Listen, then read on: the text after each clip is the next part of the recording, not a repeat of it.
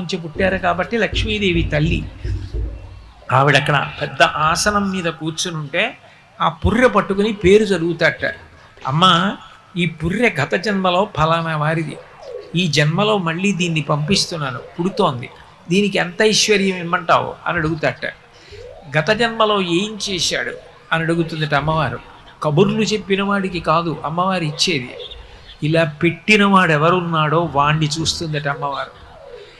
ఆవిడ పేరు చెప్పగానే ఆవిడ సర్వజ్ఞ, ఆవిడికి తెలియదు వాడా ఎంత చేశాడ్రా అని ఒక్కసారి కనుబొమ ఇలా పైకెత్తుతుందిట.